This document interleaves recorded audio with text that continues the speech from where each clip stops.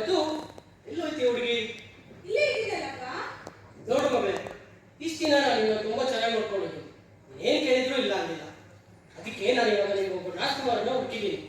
ಅವರು ತುಂಬಾ ದೊಡ್ಡ ಶ್ರೀಮಂತರು. ಮನೆ ನಾಡು ಕಾಳು ಕೆಲಸದವ್ರು ತುಂಬಾ ಜನ ಇದ್ದಾರೆ. ಅದು ಅಲ್ಲದೆ ಅವನೊಬ್ಬನೇ ಮಗ. ಯಾವುದಕ್ಕೂ ಯೋಚನೆ ಮಾಡೋ ಅಷ್ಟಿಲ್ಲ. ಎಲ್ಲ ಆಸ್ತಿಗೂ ಅವನೇ ವಾರಿಸ್ತಾರೆ.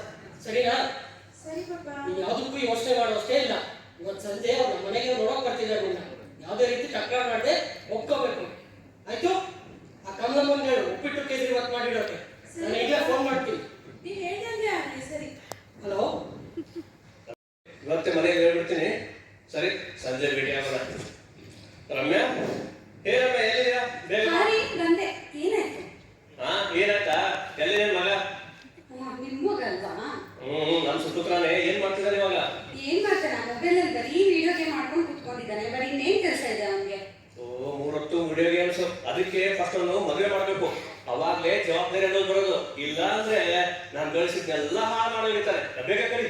ಪಾಂಡು, ಮಗನೇ ಪಾಂಡು, ಎಲ್ಲಿದ್ಯಾ? ಬಾ, ನಿಮ್ಮ ಅಪ್ಪ ಕರೀತಿದ್ದಾರೆ. ಏನಾಯ್ತಮ್ಮ? ಎಷ್ಟು ಇಂಪಾರ್ಟೆಂಟ್ ಮ್ಯಾಚ್ ಆಡ್ತಾ ಇದ್ದೆ. ಏನ್ ವಿಷಯ? ಬರೀ ವಿಡಿಯೋ ಗೇಮ್ಸ್. ಸರಿ, ಕಿವಿ ಕೊಟ್ಟು ಕೇಳಿ. ಇವಾಗ ನನ್ನ ಕ್ಲೋಸ್ ಫ್ರೆಂಡ್ ಕಾಲ್ ಮಾಡಿದ್ದ. ಅವನಿಗೊಬ್ಳು ಮಗಳಿದ್ದಾಳೆ. ಒಳ್ಳೆ ವಿದ್ಯಾವಂತರು, ನೋಡಕ್ಕೂ ಸುಂದರವಾಗಿದ್ದಾಳೆ. ಅವರು ನಿನ್ನ ಅಳಿಯ ಮಾಡ್ಕೋಬೇಕಂತಿದ್ದಾರೆ. ಸೊ ಇವಾಗ ಸಂಜೆನೆ ಅವ್ರ ಮನೆಗೆ ಹೋಗೋಣ.